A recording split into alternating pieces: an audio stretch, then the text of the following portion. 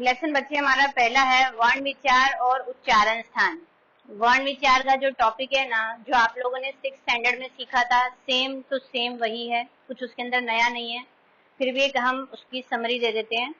आपको ये बताया गया है कि वर्ण क्या होते हैं, यानी कि सबसे छोटी जो इकाई होती है, भाषा की जो सबसे छोटी इकाई है उसको वर्ण कहते हैं। वर्ण यानी कि लेटर्स, ठीक है। और वर्णों के भेद हमारे कितने होते हैं, स्वर और व्यंजन, ठीक है।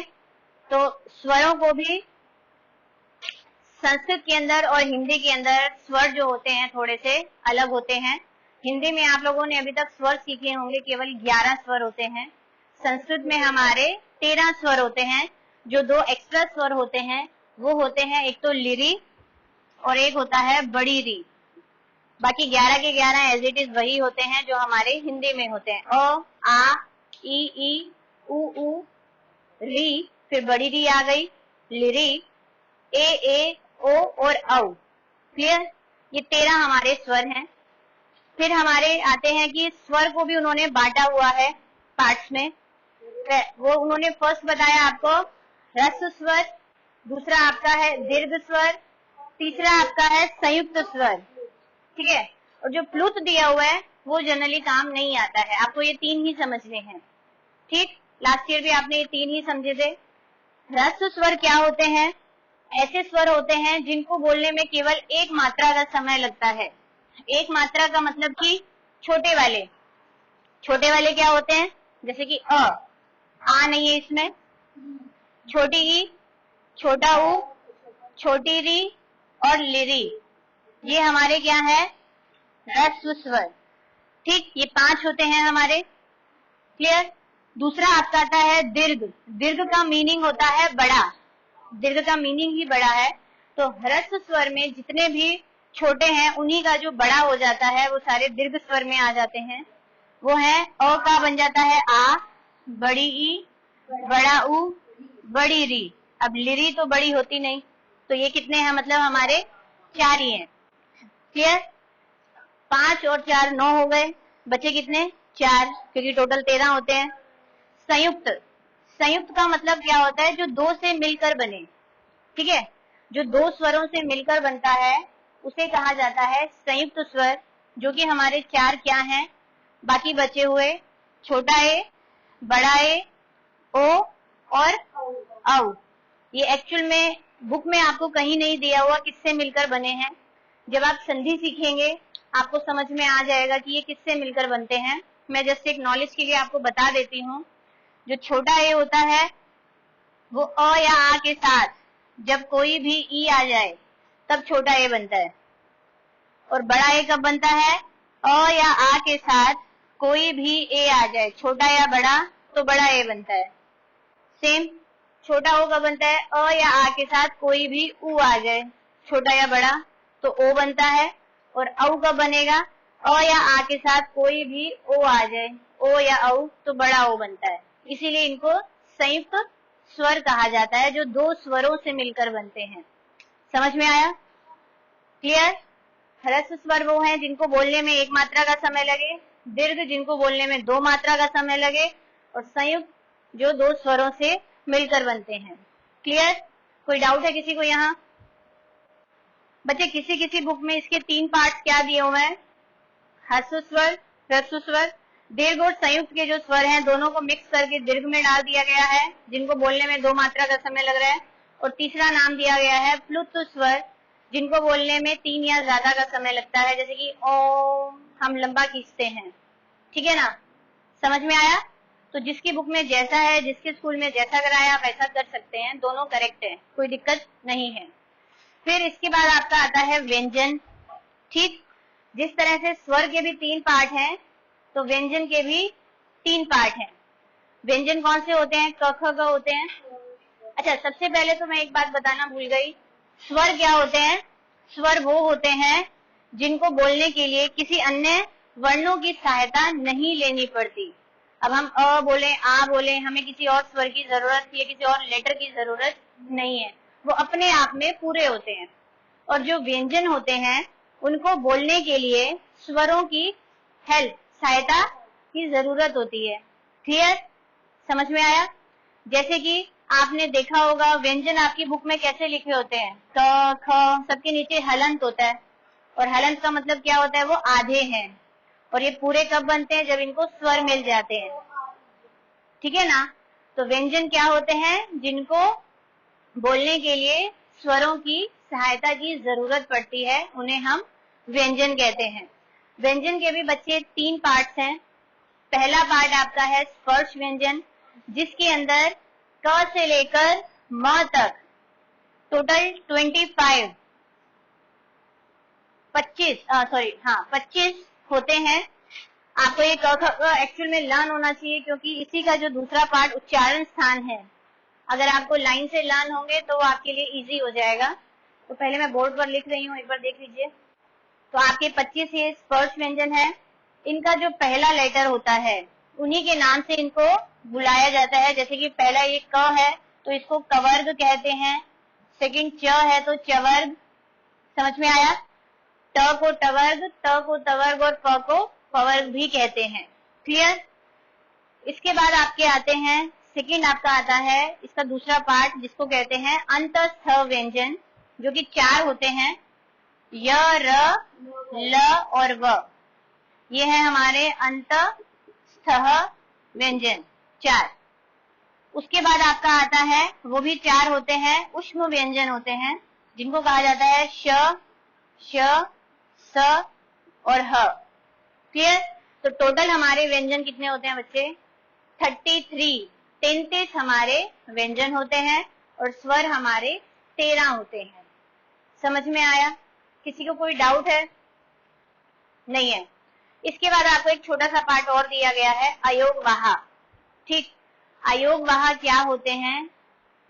अयोगवाह संस्कृत के अंदर केवल 2 होते हैं, जो कि है एक अनुस्वार और दूसरा होता है विसर्ग, ठीक है।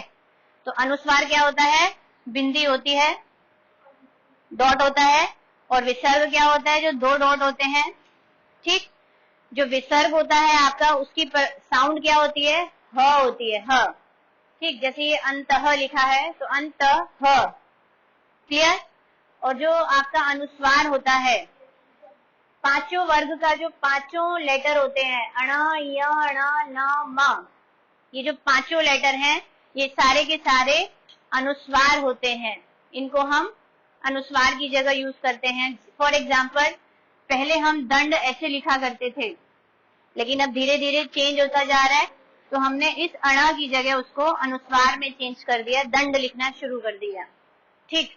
पहले हम चंचल ऐसे लिखा करते थे, अब ये जो है पंचम लेटर, अब ये हटकर यहाँ अनुस्वार में चेंज हो गया है। समझ में आया सबको? कोई डाउट इसमें किसी को? ठीक है। एक चीज हमेशा ध्यान रखिएगा, संस्कृत के अंदर कभी भी अनुनासिक नहीं होता, यानी कि चंद्र बिंदु हम संस्कृत में कभी भी यूज नहीं करते, ठीक है। सिर्फ अनुस्वार आएगा आपको जो नए दिखेंगे, या विसर्ग दिखाई देगा, या फिर हलंत दिखाई देगा, क्लियर। अयोगवाह 2 है हमारे, अनुस्वार और विसर्ग, क्लियर। जो बाकी आपका उच्चारण स्थान का टॉपिक है, वो हम अगली क्लास में डिस्कस करेंगे, वरना सारा का सारा ऊपर से चला जाएगा।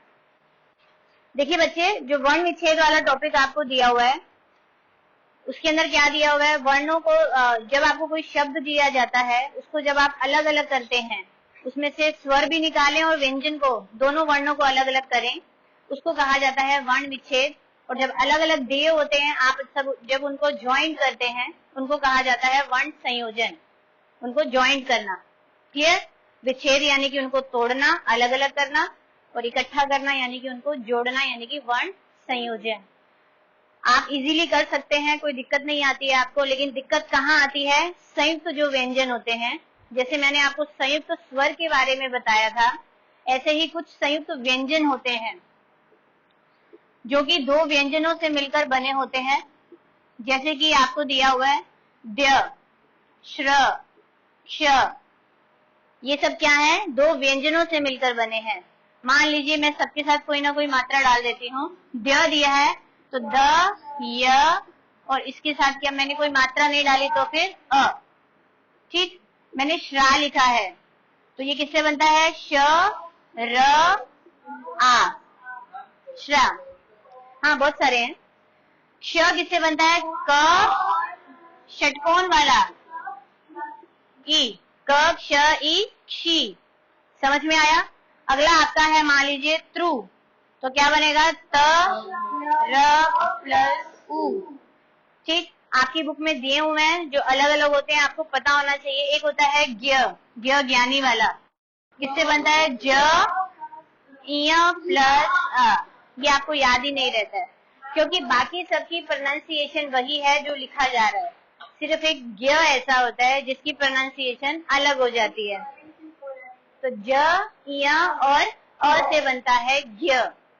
ठीक, तो आपकी टेक्स्ट बुक में कुछ वर्ड दिए गए हैं जोड़ने के लिए भी और तोड़ने के लिए भी, उनको आप होमवर्क में समझ लीजिएगा। आपने वो करके लाने हैं, वर्ण विच्छेद और वर्ण संयोग करना। ठीक, इसके अलावा मैं आपको बताना चाहूंगी री के बारे में। बच्चे जो कंफ्यूज होते हैं, री और र को लेकर के बड़ा कंफ्यूज होते हैं। जैसे कि मान लो मैंने यहाँ लिखा है क्री, दूसरा मैंने लिखा है क्र। ठीक, एक मैंने वर्ड दिया कृत, एक में दिया क्रम और एक में मैंने दिया कर्म। ठीक, एक में री की मात्रा है, ये र पूरा है और ये र आधा है कर्म में। इसका मैं विच्छेद करके बता रही हूँ ताकि आपको कंफ्यूजन नहीं रहे कि ये यूज कैसे किया जाता है। ठीक, सबसे पहला आपका है कृतः, तो क आधा प्लस री, स्वरों के नीचे कभी भी हलंत नहीं लगता है। क प्लस री प्लस त, अ के साथ विसर्ग आ जाएगा। क्लियर? कृतः। अगला है क्रमम, जो नीचे होता है ये वाला र हमेशा पूरा होता है और जिसके साथ लगा होता है वो आधा होता है। तो आंसर क्या आएगा हमारा? क आधा र प्लस अ। क्रमम में मैंने लास्ट में म हलंत करके छोड़ा है तो हम विच्छेद को आधा ही रहेगा। ठीक, नेक्स्ट आपका वर्ड है कर्म। कर्म में क्या है? क पूरा, क प्लस अ। अब देखिए, रुकिए, ये वर्ड है कर्म। जहां पर भी ऊपर आपको र दिखाई देता है, जिस लेटर के ऊपर वो र होता है, वो आधा है ना ऊपर वाला र, तो वो हमेशा जिसके ऊपर लगा होगा ना उससे पहले आएगा क्योंकि आधा है, उसके साथ कोई स्वर नहीं है। तो यानी कि म से पहले र आएगा। तो क हमने लिख लिया, फिर आधा र, फिर म प्लस अ, कर्म। समझ में आई मेरी बात? ये तीन ज्यादा कंफ्यूज करते हैं, बाकी मात्राएं आप सबको पता ही है, ई की, ऊ की, ओ की। तो आपकी एक्सरसाइज में जो भी दिए हुए हैं वर्ण विच्छेद और वर्ण संयोजन, ये आपका होमवर्क रहेगा। चैप्टर बच्चे हमारा फिनिश हो गया है। इससे रिलेटेड आपको कोई भी डाउट है आप क्लास में मेरे साथ डिस्कस कर ही सकते हैं। और चैनल को सब्सक्राइब करके रखिए ताकि इस वीडियो को आपको दोबारा से सुनना है, ताकि आपको ढूंढने में दिक्कत नहीं आएगी। Okay, good bye, take care, जय हिंद।